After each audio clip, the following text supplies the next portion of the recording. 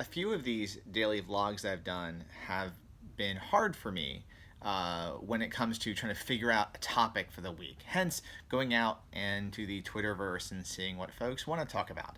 Mental Health Monday is not one of those topics or one of those subjects that's a challenge for me. I think I have more stuff on this topic than anything else. And this week we're covering another one I want to talk about, which is being proud of who we are as gamers. Originally, I was titling this Gamer Shame.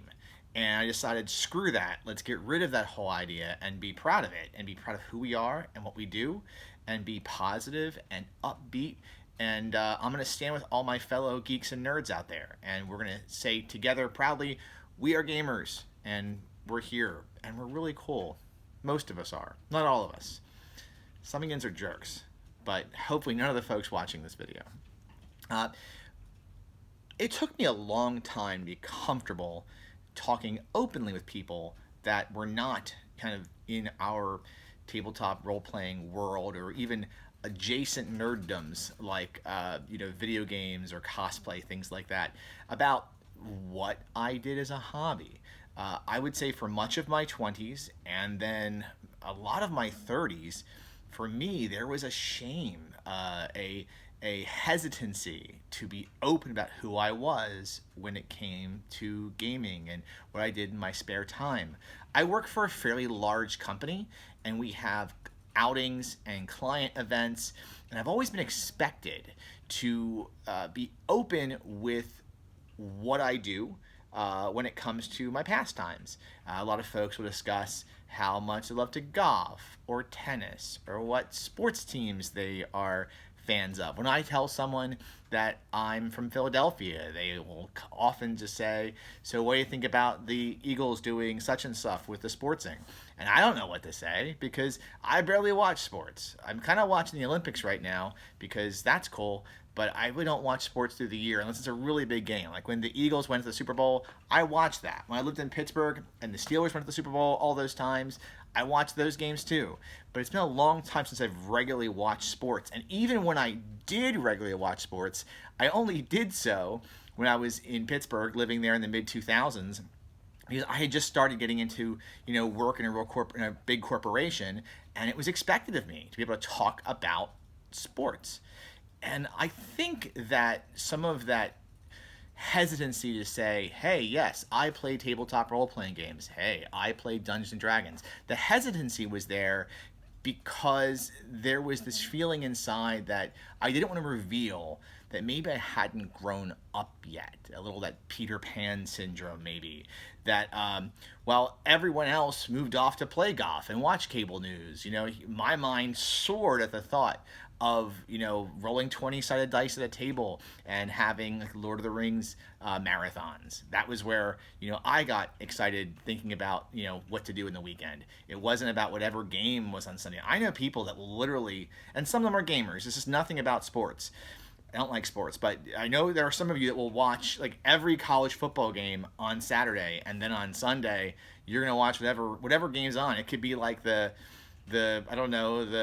Louisiana Rams versus the Michigan Oilers, for all I know. And I don't know. I don't know what's going on.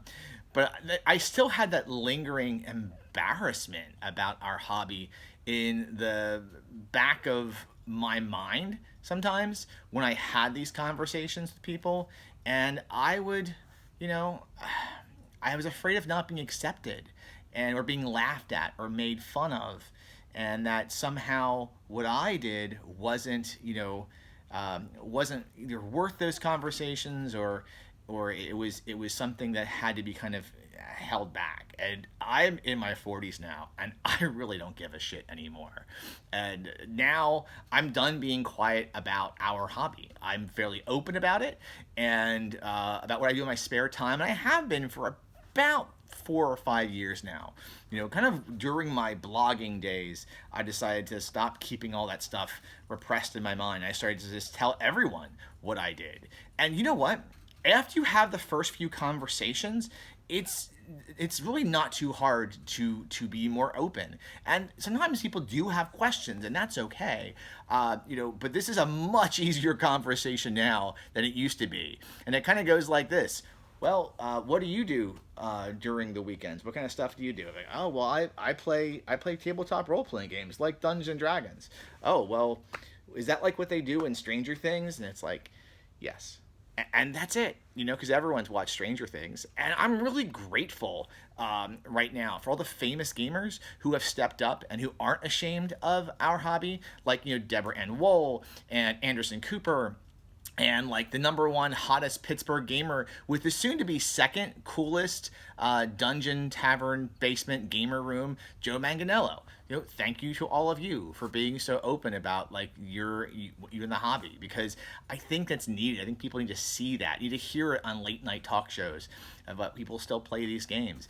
And really, I mean, D&D is everywhere at the moment.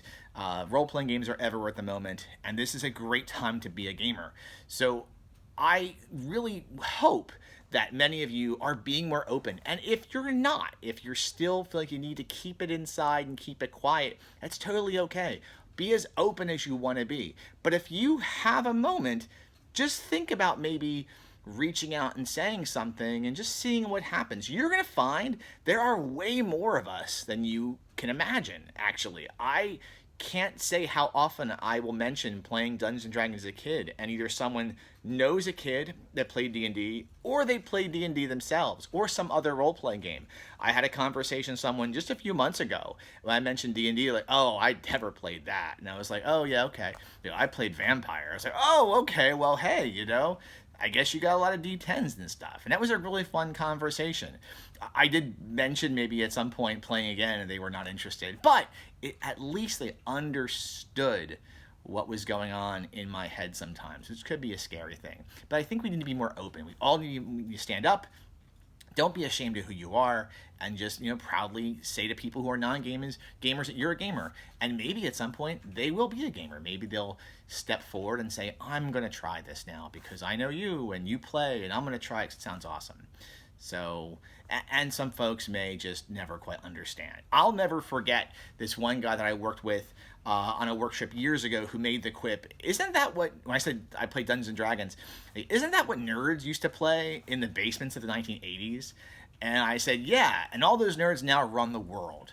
So there you go. The geeks kind of call the shots on this planet right now. At least I think we do.